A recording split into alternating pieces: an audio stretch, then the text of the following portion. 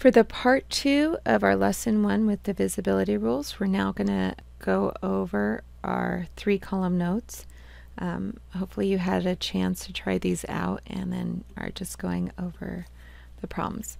But make sure, even though your name is on the front of the book, pages can easily fall out. Make sure you always fill in a heading when it has room for it. So we put our heading, our name, number, date, first and last in cursive. So I put Mrs. Kaminiak.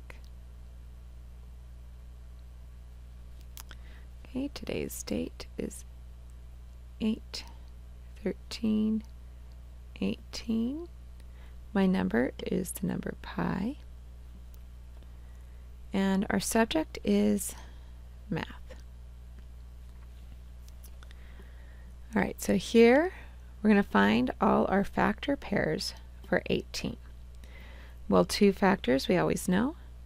1 and the number itself. 1 times 18 equals 18. You can also say 18 times 1 equals 18.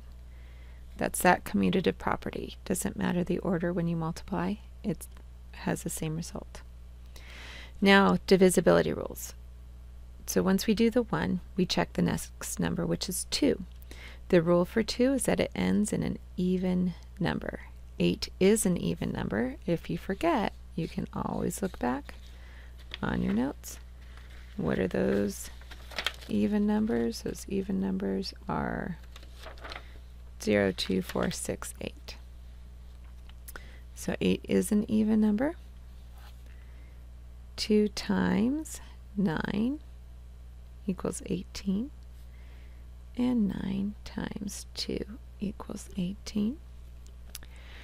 Then let's see. The rule for 3 is that we add the digits together. So let's try that. 1 plus 8 equals 9. 9 is a multiple of 3, so that means 3 is a factor.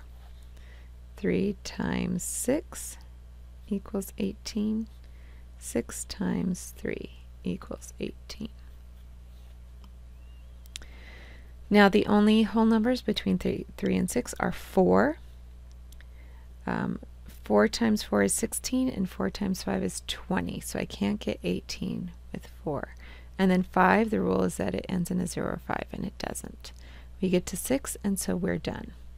So our factor pairs are 1 and 18, 2 and 9, 3 and 6. Now we're going to do the same for 54. 2 factors we always know are 1 and the number itself. 1 times 54 is 54. 54 times 1 is 54. Our next rule is for 2. The rule for 2 is that it ends in an even number. 4 is an even number. So 2 times. Now you may not know what that is, but you can always look in your multiplication chart and see in the column what that 2 times what. Actually, I don't know that it's big enough, but we could try. I can also say I can't do half of 5, but I can go down a 10 and do half of 40, which is 20. And that leaves 14. Half of 14 is 7. So 2 times 27 is 54. 27 times 2 is 54.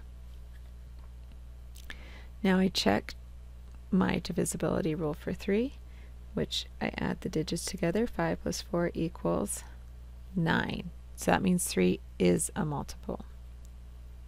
I'm sorry, 3 is a factor. 9 is a multiple of 3. 3 is a factor of 9. And 3 is a factor of 54. 3 times, well, I can get one group of 3 out of 5, and I'm left with 24. 3 times 8 is 24. You can also use your multiplication chart if you don't know that. 18 times 3 is 54. Okay, so I look at 4 the last two digits, well, there's only two digits, are a multiple of 4. Another one to look at is find 2, the factor with it. If it's even, means that 4 will be a factor. 27's odd, so 4 is not a factor. So we try 5. The rule for 5 is that it ends in a 0 or 5. It ends in a 4, so 5's not a factor. We try 6. The rule for 6 is that both 2 works as a factor and 3 works as a factor. They do both work, so that means 6 is a factor. 6 times 9 and 9 times 6. So we just have to try numbers between 6 and 9, which are 7 and 8. Well, let's see. I know 7 times 5 is 35, plus 7 more is 42, 49, 56. So no, 7 is not a factor. We try 8. 8 times 5 is 40, then 48, then 56. No, 8 is not a factor. So we get to 9, and we are done then. So our factor pairs are 1 and 54, 2 and 27, 3 and 18, 6 and 9. And that's it. We have a limited number of factors. Now we're going to look at what are multiples. And this is basically what you do when you make your multiplication chart. So we have the same base number of 3. Well, 3 times 1 is 3. 3 times 2 is 6. 3 times 3 is 9. So we have that same base of 3 that we're multiplying by each time. 3 times 4 is 12.